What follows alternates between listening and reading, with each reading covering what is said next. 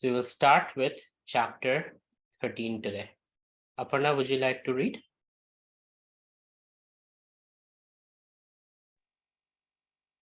Hare Krishna, am I audible? Yes, you are. Thank you. Chapter 13, Text 1. Arjuna Uvacha Prakritim Purusham Chaiva Kshetram Kshetragna Eva Cha Etad Veditum Ichhami Jnanam Jnanam Cha Keshava. Could you scroll up a bit? Sorry, it's not visible on my screen. Could you scroll up a bit, please? I scrolled up. Can you see? That is strange. I just see the synonyms. Okay, hold on. Let me reshare my screen. Can you see? Yeah, I can see now. Yeah, thank you. Translation. Oh my Krishna, I wish to know about No, there Prakriti. is also two. 1 and 2 are together. Oh, I'm so blind. I'm so sorry. No worries.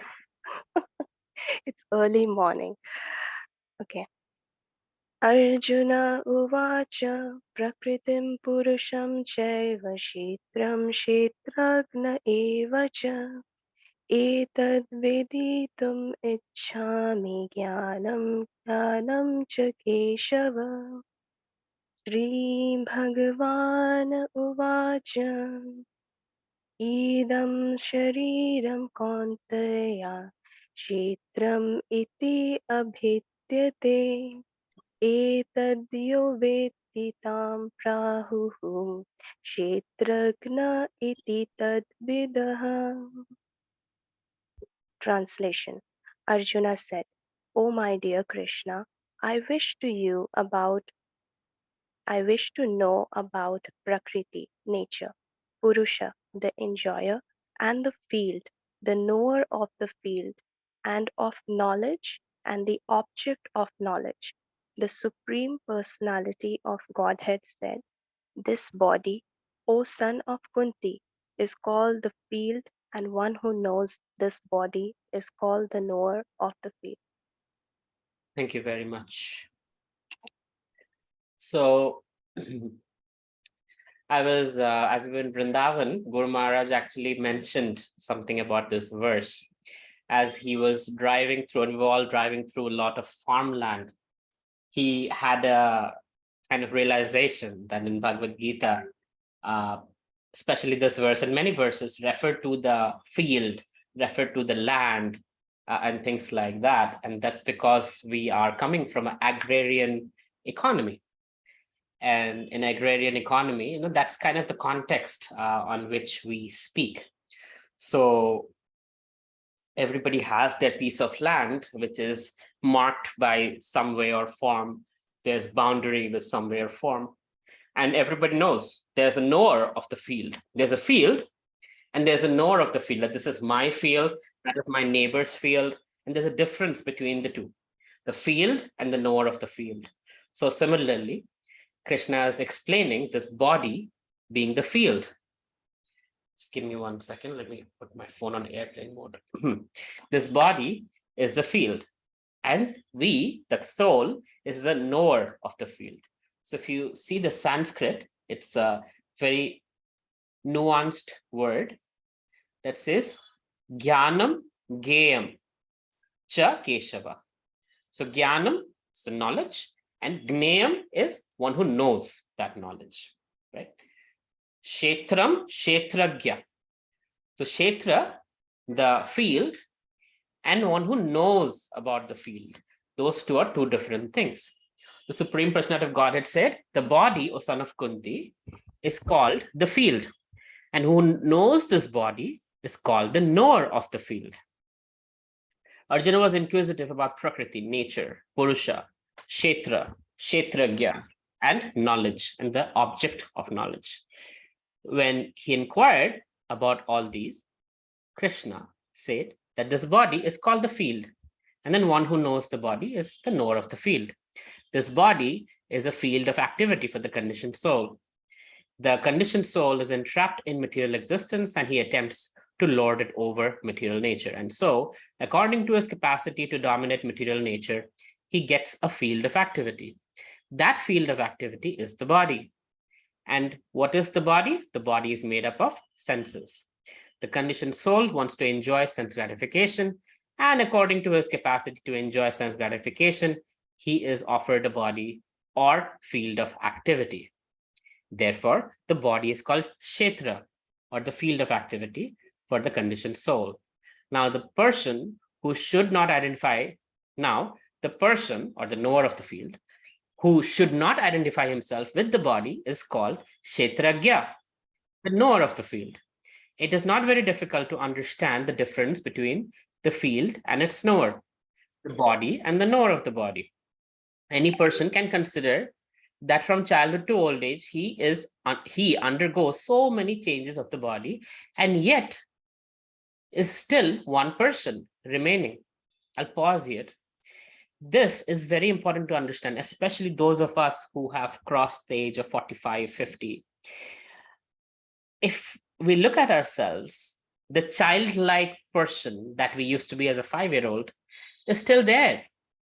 We have learned to polish ourselves with social etiquettes and everything to not act like a child. But the same being is within. That same being wants to frolic, wants to have fun, wants to do things, but because of social pressure, learns not to do certain things at a certain age. Like my best friend and I, we have a very weird relationship where when we meet, we are literally like children. We are like acting like children, frolicking, making fun of each other, punching each other. The child in us actually comes out. But when he is being a father or a person in his office, I'm being myself in whatever fields of activities. I am who I am. But that child aspect is still there. So the soul, although the body is aging, the person is still the same. Now, what happens is a lot of times the soul doesn't want to change according to the body. And that's where midlife crisis comes in, where the body is deteriorating, but the soul wants to enjoy at the same level it used to in its youth. And then there is a discrepancy. Certain people that age would go for, plastic surgery. No, plastic surgery is not a bad thing, don't get me wrong. But some people get addicted to plastic surgery. I actually met 2 ladies who were charging us a bomb, for, oh, I see emergency. What happened? Hare Krishna Prabhu, sincere apologies. I had to drop this live session. Oh my God, take care of whatever emergency you're dealing with. Hare Krishna. So where was I? So sometimes we don't want to age, right? And I met these 2 ladies. They were charging us crazy amounts for what they were doing. And I was like, why are they charging so much? They were very good looking ladies. And eventually we came to the understanding that these 2 ladies were charging us because they have been on the Oprah show. And I was like, oh, okay, so they must be very good. And they said, we have been on the Oprah show. Now, before signing the contract and paying them a crazy amount of money, I decided, let me take a look at some of the shows they've done with Oprah. For those of you who don't know, Oprah is the world's most popular and richest woman. She has her own show, and I don't think she still does, but she used to have it for several decades and was one of the most, not one of the most popular shows in America. In fact, she helped Barack Obama win election, and she's very influential. So this lady was saying she works with Oprah. And we were like, okay, yeah, you deserve the money that you're saying. But let me take a look at what you've done with Oprah. And then we noticed they have been on show with Oprah talking about addiction to plastic surgery. And then I realized their nose looked a little different, their lips looked a little different. In fact, they were acknowledging that both of those ladies have gone through 15 to 20 iterations of their face through plastic surgery, where it has become an addiction, and they have to constantly work very hard, charge a lot of money, to keep paying the plastic surgeon so that they can keep improving themselves and not age. Now, this is an extreme case, but it happens. Some people go for MBA as midlife crisis. In midlife crisis, some people decide to get a divorce and get married to somebody else, right? So it happens because what's happening suddenly, we realize, oh my God, I'm getting old, I'm going to die. And the soul inside, now those of us don't know that soul and body are different. They're like, oh my God, body is me, right? And accordingly, one is seeing the body deteriorate and they want to stop it. They want to stop death. They want to stop old age, and does whatever it takes. And it becomes a self-destruction process in a lot of times. A lot of times it's a self-reinventing process. But regardless, it is happening because the soul is still the same, the body is changing, which is what kshetragya, right? The kshetra changes, but the kshetragya is the same. When we understand as devotees, we can be witnessing what is happening. Look at the mind playing tricks. Interesting perception, but that's not the reality, right? Because the knowledge is there from Bhagavad Gita. That's our strength, is the knowledge of Gita, and it strengthens us to not succumb to the mind games, because we know this is supposed to happen, but this is not the reality, right? Fear, anxiety is supposed to happen when you're in midlife, because, oh my God, I'm stagnant. Oh my God, I'm not growing fast enough. Oh my God, oh my God, oh my God, so many different, my kids are going to college. Who's going to take care of me? Blah, blah, blah, blah, blah. A devotee knows Krishna will take care of us, no matter what. Right?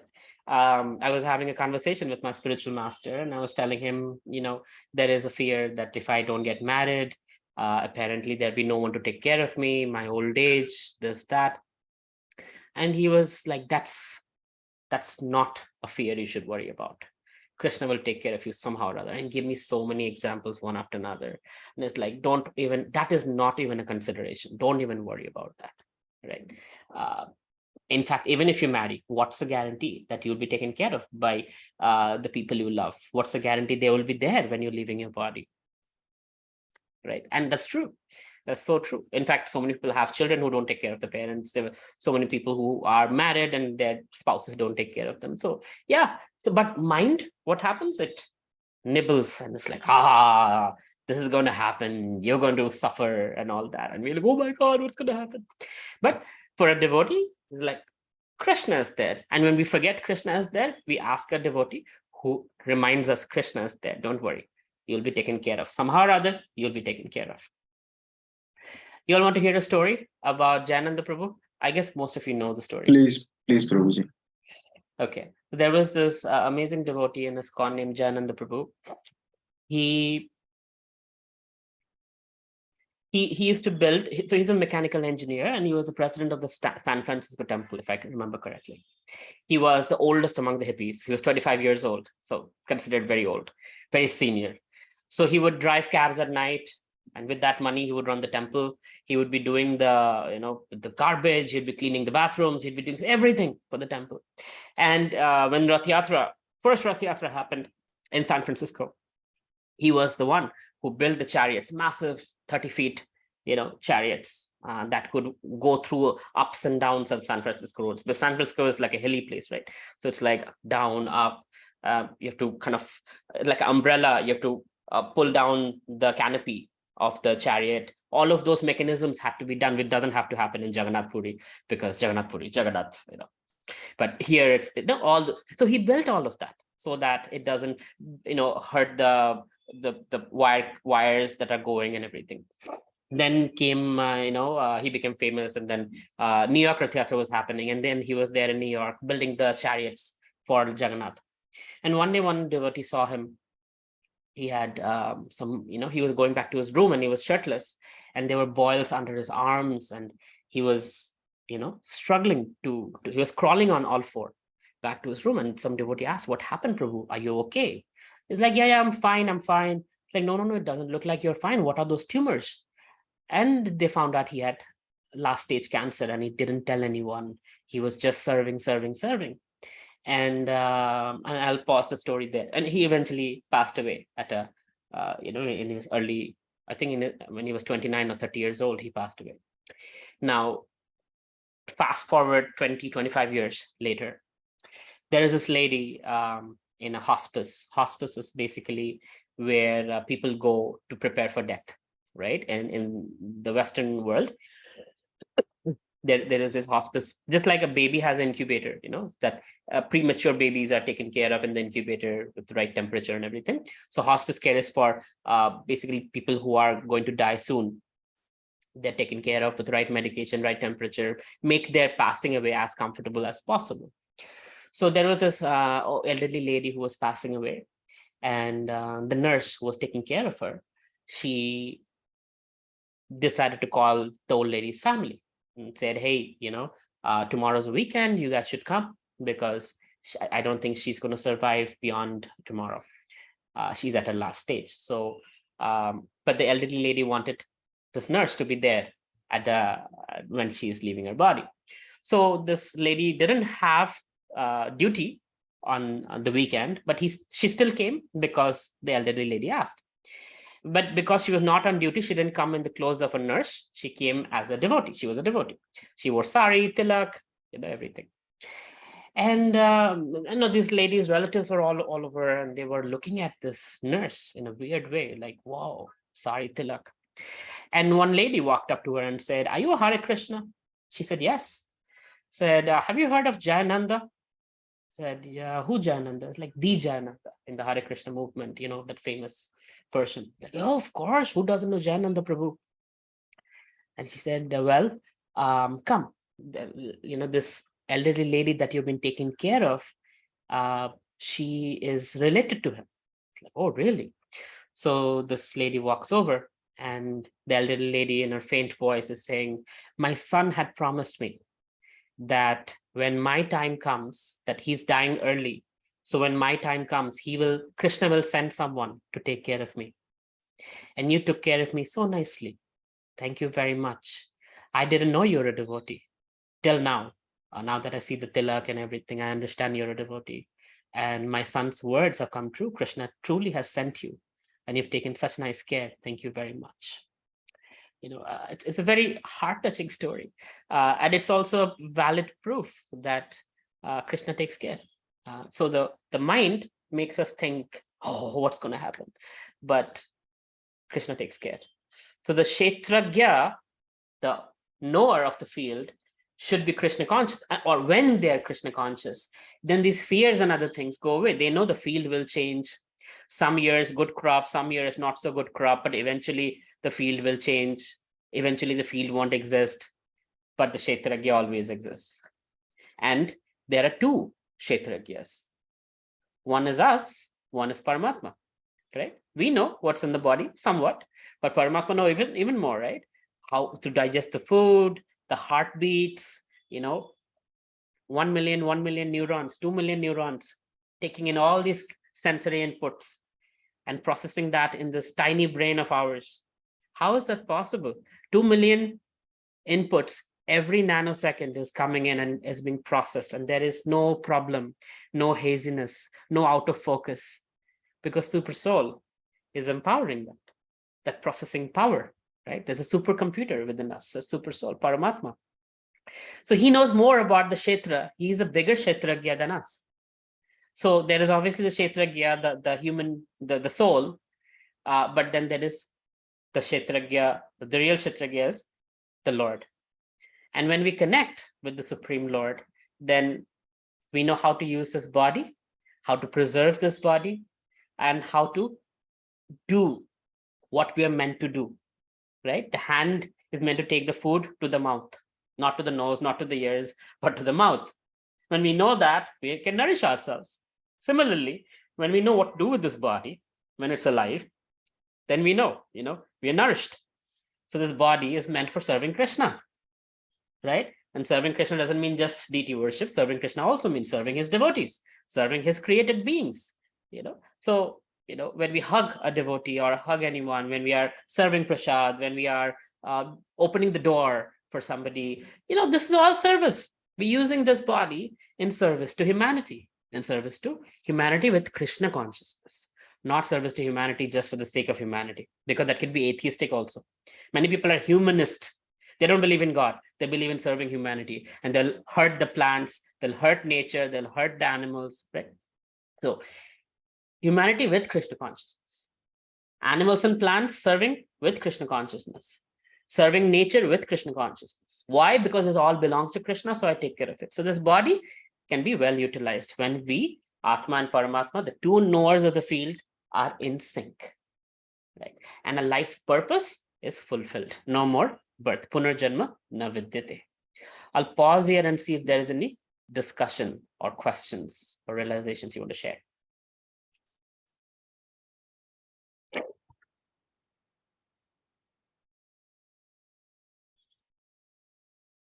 Really hurt touching. Thank you, Jogu. Okay, we'll move through the purport.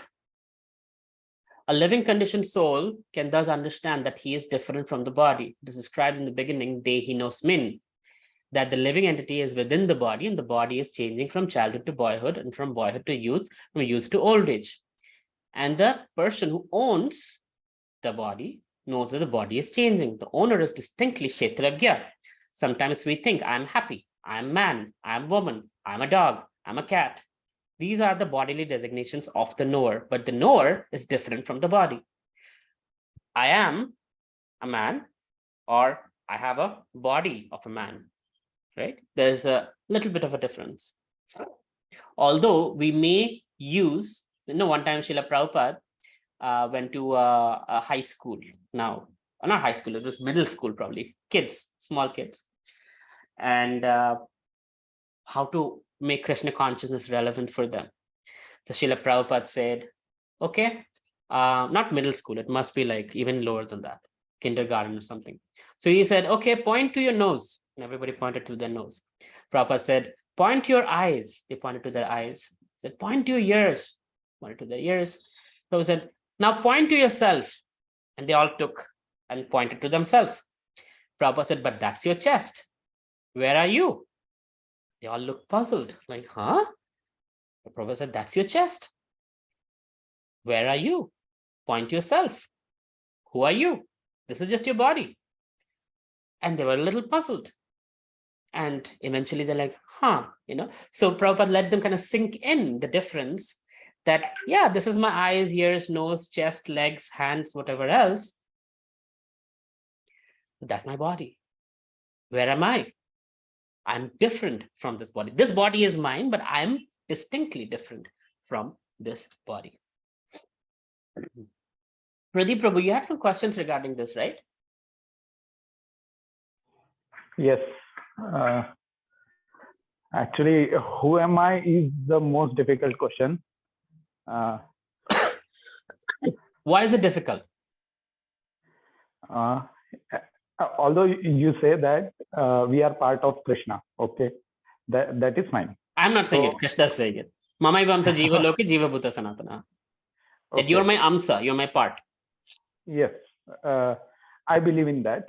But the next question is, then what should be my goal? So when you know you're a part of something, like I said, this hand is a part of this body. What's the goal of the hand? To serve the body when it is needed. Exactly. Yes. So when you know who you are,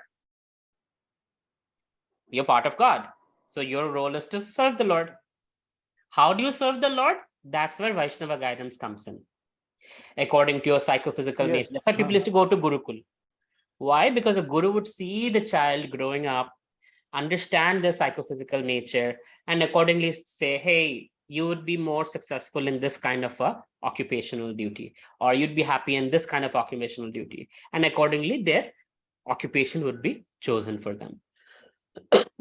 Today, we don't have Gurukul. And that's why within ISKCON, we have the mentor system, where there's somewhat of that aspect where over a period of time, somebody observes and says, okay, you seem more sattvic than rajasic tamasic. You might do Brahminical duties better. Like I never thought I would actually teach Bhagavad Gita. That was not my thing. But my mentor told me, you should teach. I'm like, I'm not a teacher type. I'm not nerdy and all. I like to build things. And he's like, no, you should teach. Just listen to your mentor. I'm like, okay, I have a PhD. And I got a faculty position in my university. I was surprised how, but and since then I've been guest faculty in Bhagavad Gita teaching business, because my mentor saw something I didn't see, right? So it's very important to have that kind of a mentor who observes things in you, who understands the Bhagavad Gita, who understands your psychophysical nature and the combination of sattva, raja, and tama in you, and accordingly can guide you, push you in the direction that would make you happy and satisfied with your professional goals. Yes. This is surely what I am looking for. One more question, if I can ask. Yeah, please. See, we are a part of Krishna. Krishna have everything. Yes. So how we can serve him? Krishna has everything except for one thing. Who can answer that question? What does Krishna not have? Us. He has us also. He owns us, but he doesn't have something we have. Love. Very good, Ujjwal. He doesn't have our love that is dedicated for him, because that is something by choice we have to give. He can't just say, I own your love. We can love video games, we can love nice cars, but when we repose our love to Krishna, then he's like, yes, now I'm satisfied. I have something I didn't have. That's all. Everything Krishna has. So in Bengali, there's a saying that says Ganga Jale Ganga Puja, right? So when we do Ganga Puja, we take Ganga water only and put it in Ganga. When a child, right, buys a toffee for the father's birthday, he's only buying with the father's money. But what does the father see? The love. Wow, so thoughtful. He bought me this, so thoughtful. It's not the money that you're looking at. It's a love with which the child has thoughtfully got something for the father.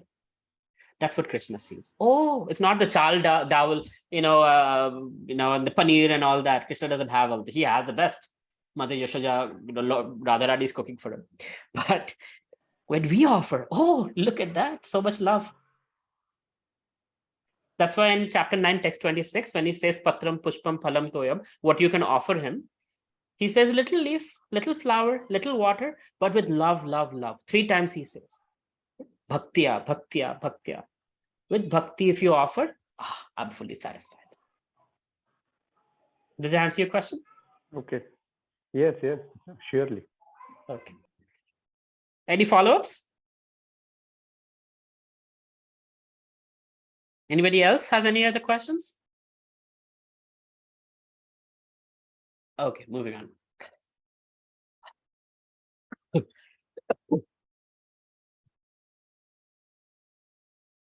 In the first 6 chapters of Bhagavad Gita, the knower of the body, the living entity, and the position by which he can understand the Supreme Lord are described. In the middle 6 chapters of the Bhagavad Gita, the Supreme Personality of Godhead and the relationship between the individual soul and super soul in regard to devotional service are described. The superior position of the Supreme Personality of Godhead and the subordinate position of the individual soul are definitely defined in these chapters. The living entities are subordinate under all circumstances, but in their forgetfulness, they're suffering. When enlightened by pious activities, they approach the Supreme Lord in different capacities, as the distressed, those in want of money, the inquisitive, and those in search of knowledge. That is also described. Now, starting with the 13th chapter, how the living entity comes into contact with material nature and how he is delivered by the Supreme Lord through the different methods of fruitive activities, cultivation of knowledge, and the discharge of devotional service are explained. Although the living entity is completely different from the material body, he somehow becomes related. This also is explained. So, first 6 chapters, we were learning Sambandha Gyan, that we are not this body, we are spirit soul, how the soul connects with everything else around us, Prakriti and karma, kala, jnana, all of these things. In the middle 6 chapters, the relationship with Supreme Lord, bhakti, bhakti, bhakti, bhakti, bhakti. And now the next 6 chapters, at least 13th chapter, Prabhupada is saying how the living entity comes into contact with material nature. Because we have to deal with matter. We can't be like, oh, I'm not going to touch anything material, I'm going to be spiritual. No, we have a material body, we have to deal with matter. And within that system of living in this material world, how can we upgrade ourselves, uplift ourselves all the way to Shuddha Sattva? That is going to be explained. 13.3, Aparna.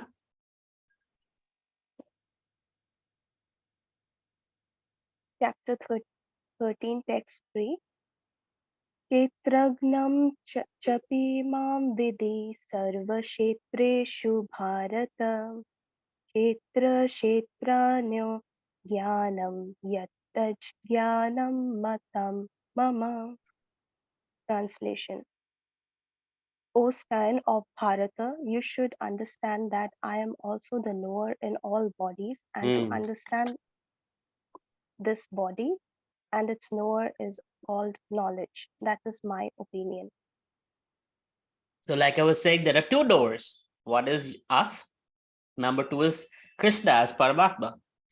So you should understand I am also the knower in all these bodies, and he knows more about these bodies than we do.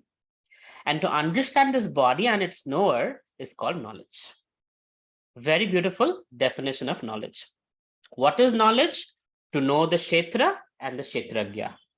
Right? Now, if you extend the definition a little bit, it is not just this body, it is also the planet we live in, the universe we live in. That is also a Kshetra. And in that Kshetra, there is 2 knowers as well, ourselves and Mahavishnu, right? Who's the soul, not Mahavishnu, but Karnadakshay Vishnu, who's the soul of the universe. Planet Earth, right? Same way. So we know a little bit about planet Earth, but the Supreme Lord knows far more. And what is the utility of planet Earth? What is the utility of the universe? What is the utility of the spiritual world? The Kshetra, Kshetragya. What is knowledge? To know the Kshetra and the Kshetragya. To know the field of activities and who is the knower. You guys are not challenging at all. It'll be nice to get some atheist in the room, right? Who asked a challenging question. Oh, I shouldn't pray for that. You never know. All right. While discussing the subject of the body and the knower of the body, the soul and the super soul, we shall find 3 different topics of study: the Lord, the living entity, and matter. In every field of activities, in every body, there are 2 souls, the individual soul and the super soul. Because the super soul is plenary expansion of the Supreme Personality of Godhead, Krishna, Krishna says, I am also the knower, but I am not the individual knower of the body. I am the super knower. I am present in every body as the Paramatma, as super soul. One who studies the subject matter of the field of activity and the knower of the field very minutely in terms of this Bhagavad Gita can attain to knowledge. So knowledge means knowing the field and the knower of the field. That means Jiva, Ishvara, and material nature in this case, right? Where we are, whatever we call the Kshetra and the Kshetragyas, the Jiva and the Supreme Lord. The Lord says, I am the knower of the field of activities in every individual body. The individual may be the knower of his own body, but he's not in knowledge of other bodies. The Supreme Personality of Godhead, who is present as a super soul in all bodies, knows everything about all bodies. So Krishna knows about everyone in details. Every thought you are having, super soul knows your hidden desires. Whether you pray for it or not, Krishna hears what's happening, what you're thinking. There's no privacy whatsoever. The Supreme Personality of Godhead knows, and he knows about you, and he knows about every living entity. Every living entity. Now, I'm going to share something with you that is somewhat of a, I don't want to say hack, but something to observe. So just like internet, right? Internet is what Can somebody explain what is internet? We have all techies here.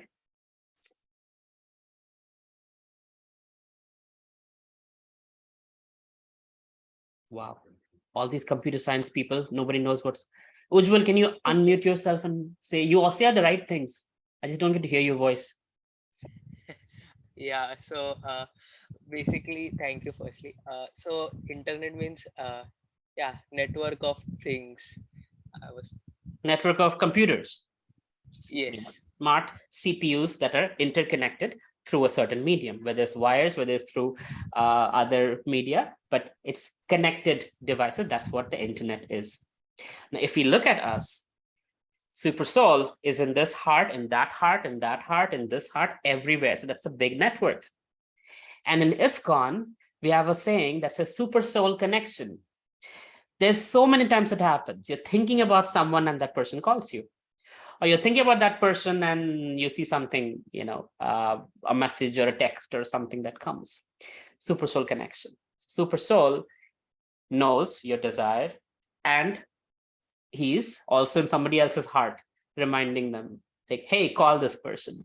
So those who are very nice devotees and can, are somewhat connected to Super Soul, there is a lot of this kind of interactions that happen.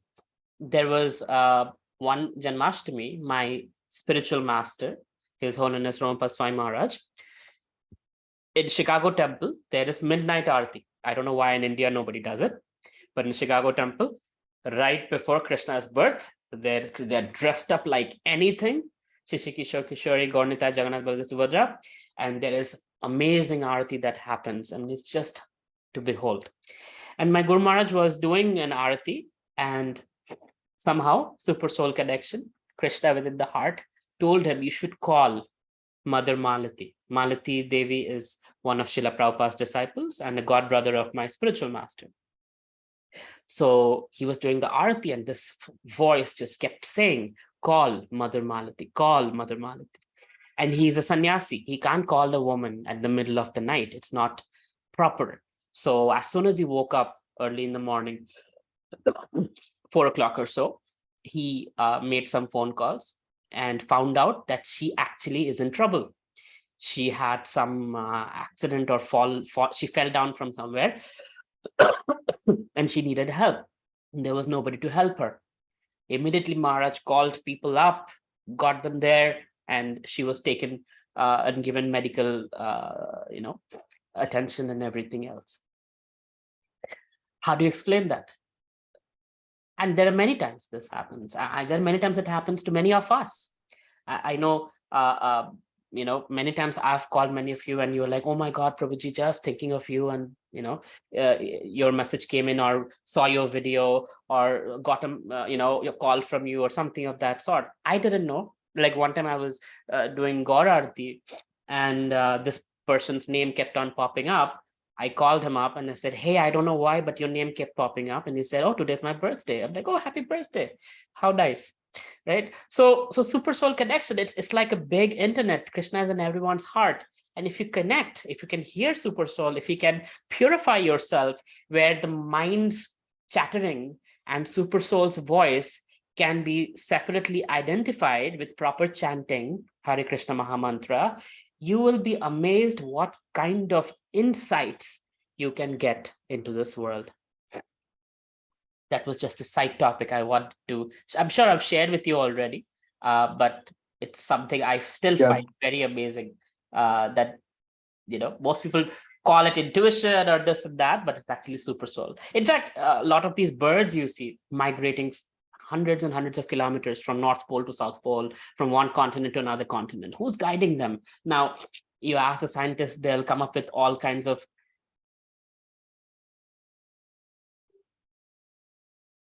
How do I respectfully say it? Like if a spiritualist says something, I'll be like, oh, that's just hokey pokey stuff. But when they say it, it's all real. They'll say, oh, there's magnet in the brain and the magnet is giving compass direction. And that's how the birds know. Simple answer from Krishna consciousness, Super Soul is within the heart. Super Soul is guiding us. right? Then you put a little grain of sugar, you'll find ants lining up somehow from wherever they are, they'll be there. And they'll be taking that piece of sugar back to their little home. How do they know? I don't know what scientists will say, but super soul connection. For us, it's very easy. Super soul is guiding. A child is born. How does the child know where the food is? As soon as a mother holds like this, the child knows exactly where to suckle. Who's teaching the child? How does the child know? Super soul connection. As soon as you put the child's mouth to the nipples, the child starts suckling. Human child, giraffe child, goat child, doesn't matter. They just know, right? So Krishna is always there, always guiding us through things, whether we recognize it or not. When we recognize it, we can actually use it to our advantage, right? When we're doing certain things, certain feelings come in the heart and it cautions us, I should be careful. I feel there might be something happening, right? So these intuitions, the antenna for intuition is basically connection with super soul. And super soul, when you communicate, you can be aware of things. And some people are very, very good at that, and they can predict things for themselves. And for others, some people are not so good at it, but enough. Krishna will give you just enough for your service that we should know. Anyway, this one. Roji, there is a lot of things happening. Like it's a miracle to me. Just want to share what happened Please. today. So for the past few days, like I was having meetings and I use an analog watch, by the way. So like there is no meetings, like it's on my phone. So like I have to check it to know what the time is. So I was thinking like, it would be nice to have a smartwatch, but I don't want to buy it because it breaks. Like I have experience in the past. And also I was thinking like it would be nice to have a credit card, but like I don't do a like regular job, so they won't allow something like that. So, and also I was thinking like I'm below age of 25, so it won't be like they won't be giving me a credit card, which is like unsecured. And so I just got a call today from a bank saying, "Hey, you are approved. You come and do this, and we are giving you a smartwatch for free." And that's like I didn't want to ask anything that I should get a smartwatch, should get a credit card. I was thinking it should. You're muted, Prabhuji. I said you should be careful what you desire for. Yes, that's what I was thinking. But like this happened many times, like wherever I wanted, like I was not asking for it, but I think it would be nice to have. I just got it, and it is just a natural thing for me. And I really thank Krishna, and I feel really grateful that hey, it's happening. And yeah, whenever it happens, I feel eternally grateful that it's happening, and I thank Krishna for it.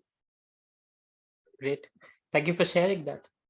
When we were doing Govardhan Parikrama, Guru Maharaj said Govardhan is one of those entities in Vrindavan who can fulfill your desires, material or spiritual. If you ask for something material, you'll get entangled. If you ask for Krishna Prema, he will give it to you. He's eager to give it to you. All you got to do is ask. And it's And one of the most interesting things, Prabhuji, I didn't even apply for a credit card. They just right. reached out to me randomly, out of nowhere. Use it well. Yeah. That's the important part. Responsible use. Yes. I have a video on credit card use. I feel, Prabhuji, like I feel, Prabhuji, if Krishna is giving that to me, I should be deserving of that, no? You might be, but then you can misuse it also. Okay. That I have to be careful about. Yes. Thank you. Because what happens with credit cards is if you don't pay on time, they're going to charge you a crazy amount of interest, and it adds up. And you're an entrepreneur, you should know better. Assets versus liabilities. Yeah, I should be careful. Thanks for the guidance, Prabhuji. Sure. All right. Any other questions or sharing of hearts?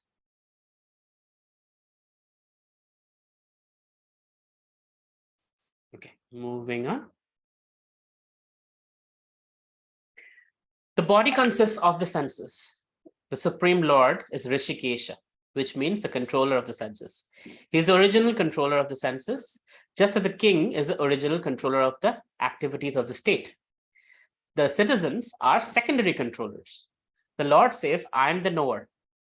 This means that he is the super knower. The individual soul knows only his particular body. In the Vedic culture, it is said as follows: Kshetrani hi sharirani bijam chapi subha subhe tani vetti sa yogatma tatah kshetragya uchyate. This body is called the Kshetra, and within it dwells the owner of the body and the Supreme Lord, who knows both the body and the owner of the body. Therefore, he is called the knower of all fields. So not only Krishna knows the body, Krishna also knows us. Right? So he knows both. The distinction between the field of the activities and the knower of the activities, the supreme soul of the activities, supreme knower of the activities, is described as follows. Perfect knowledge of the constitution of the body, the constitution of the individual soul, and the constitution of the super soul is known in terms of Vedic literature as Jnana. So what is Jnana? Constitution of the body. What is the body meant for? Like Krishna says, Yantra Rudhani Maya. This is a machine made of material elements: earth, water, fire, air, ether. Krishna knows the Jiva, which is his part. Mamaivam sa Jiva Loke. You're my part and parcel. Jiva Bhuta Sanatana. You're eternal. Aham Bija Pradapita. I'm your father. So he knows about us, the living entity, and everything else that there is to be known. So Jnana means knowledge about the living entity, the Supreme Lord, and the Kshetra. One who does not understand the field of activities and the knower of the activities is not in perfect knowledge. Because today in modern science, we know a lot about the Kshetra, but we don't know much about the Kshetragya. We know very little about human beings. We might think we know a lot about biology and psychology and this and that, but still that's very, very insignificant compared to what the Bhagavatam teaches us. And we know almost nothing about God, which is why Srila Prabhupada went to America, to teach people about God. Because Kshetragya, that knowledge was missing. So Gyan, Harvard and Cambridge and Oxford, they're teaching all about the Kshetra, but the knowledge about Kshetragya is missing. That's where Prabhupada has built ISKCON. One has to understand the position of the Prakriti, Purusha, and Ishvara. Knower who dominates or controls nature and the individual soul. One should not confuse the three in their different capacities. One should not confuse the painter, the painting, and the easel. This easel means, that little thing on which you paint. The material world, which is the field of activities, is nature. The enjoyer of the nature is a living entity, and above them both is a supreme controller, the supreme personality of Godhead. It is stated in the Vedic language in the Shvetashvatara Upanishad 1.12, Bhokta Bhogyam Preritaram cha Matva Sarva Proktam Tri Vidham Brahmam Etat. There are three Brahman concepts. Prakriti is Brahman as a field of activities, and the Jiva, individual soul, is also Brahman and is the trying to control material nature. And the controller of both of them is also Brahman, but he's the factual controller. So what is the name for this Brahman? Anybody remembers?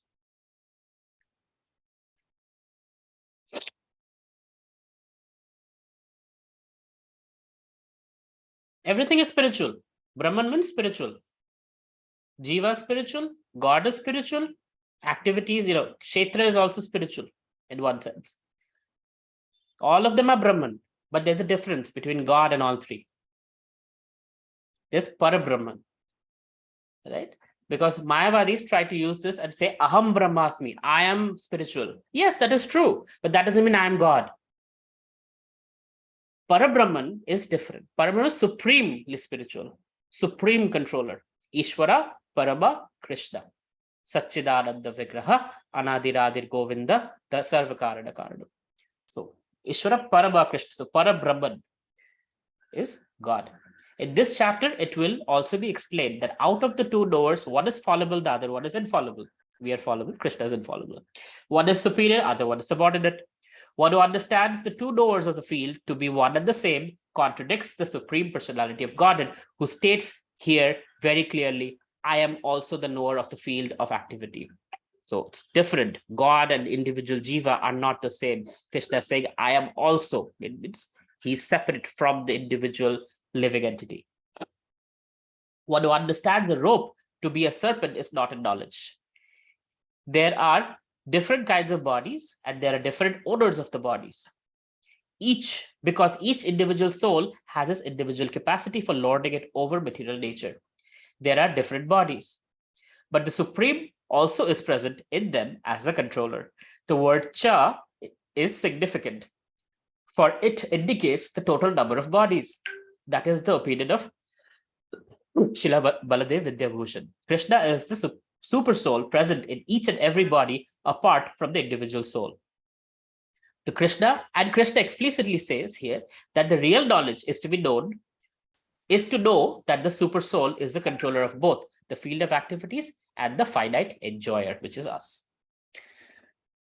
Okay, 24. Anything else? Any questions? Any confusions? Something you didn't understand? This is the time to ask.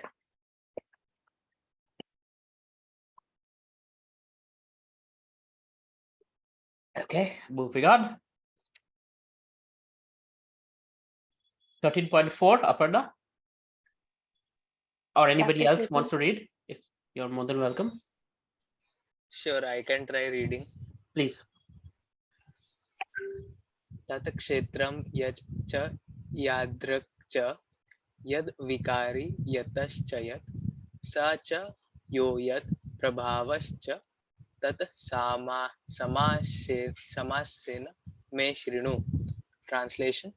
Now please hear my brief description of this field of activity and how it is constituted, what its changes are, whence it is produced, who that knower of the field of activities is, and what his influences are. Very good. So now Krishna is going to describe the field of activity, that is, of course, the body, and it is also the material world. It's influenced by what? Anybody remembers?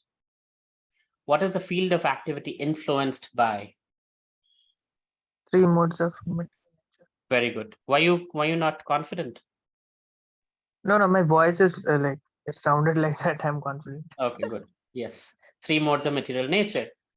Sattvic, Rajasic, Tamasic. That's going to influence how we react. And this chapter is going to go deep into the gunas and how they impact the field of activities.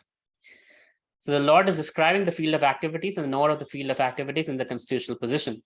One has to know how his body is constituted, the materials of this body is made, under whose control the body is working, what the changes that are taking place, where from the changes are coming, what are the causes, what the causes are, what the reasons are, what the ultimate goal of individual soul is, and what is the actual form of the individual soul is. So, Pradeep Prabhu, this chapter is for you. Don't miss it. Yes, I right now I just asked for right direction and I got it. You got it. Yes. Their potentials. So one just has to understand this Bhagavad Gita directly from the description given by the Supreme Personality of Godhead. And all this will be clarified. But one should be careful not to consider the Supreme Personality of Godhead in everybody to be one with the individual soul, the jiva. This is something like equating the potent and the important. Right? So Prabhupada is warning us about Mayavada philosophy. So don't think the jiva is God. There's a difference between Krishna and us. That's why Krishna says, I also am a knower of the field of activities sitting inside your heart as Paramatma. All right, we will, if there is any question, feel free to ask. We have 3 minutes still. Share any realizations. I Hare Krishna, think, Prabhuji. Go ahead. Please carry on. yes, thank you, Krishanu. So, I think this chapter was very important because I always had this doubt of field and the knower of field. This concept is very unique, I feel, and scientific. So now I think I've started to realize this was a very important philosophy Friday. Yeah, I agree with you. Thank you for sharing that. Krishana? Hare Krishna Prabhuji. Hare Krishna. I just wanted to know that as per the design in Bhagavad Gita, so Krishna actually told about the body, the three gunas, and how is it He's different going to. from, He's not yet spoken about. He's going to. okay, like Gunas and all. in the first chapter or second chapter, he makes it clear that why soul is different from body and all. So Mhm. again, he's like going deep into this chapter, which is like 12 chapters away. So why, like, this kind of progression? Is there a reason behind it or something? Of course. When you first learned about electron, protons, and the nucleus, that was class 5 or class 6. Then you learned it again in maybe class 12 or first year of college, chemistry class. Was there a difference between how you understood the proton, neutron, and the nucleus? Right, I got it. Initially, it was So, 2D. We would just draw it with some dots, not know what it correct. is.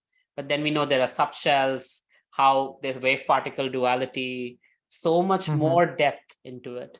So now so chapter 2 is a summary of the entire Bhagavad Gita. So there, everything is given. Everything is given in chapter 2. That's why I love chapter 2, because it's a summary. But it's Okay, given in little bits and pieces. But Krishna goes right. into deep depth right now, so that we can see in this field of activity how to act, how we are being influenced, Got it. why we do what Got we it. do. Thank you, Prabhuji. Sure. Prabhuji, won't we have the summarization of chapter 12? We would I am trying to find somebody, because everybody's from Vrindavan Yatra, everybody's sick.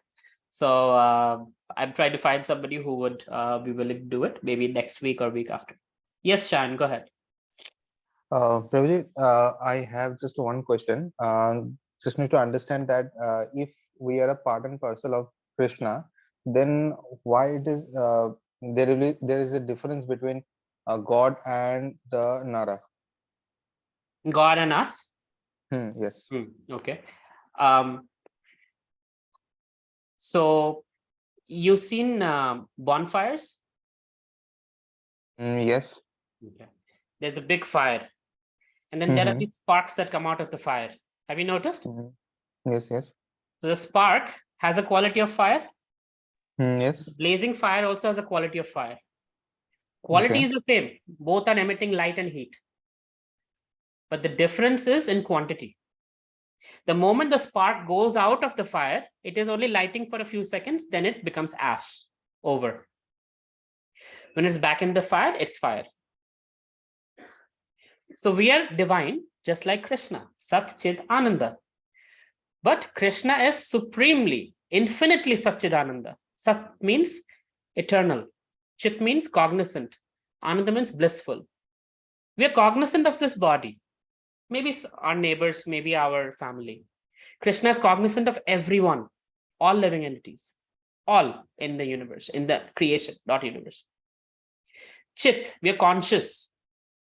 Krishna is conscious of everything. Right? Sat was actually eternal. So we are eternal in our own way. Yes, we are eternal just like Krishna. But Krishna is pervading everything like Brahma Jyoti. Ananda, we feel happiness in our relationship with whatever number of friends we have. Krishna enjoys happiness in his interaction with every single soul that he's interacting with.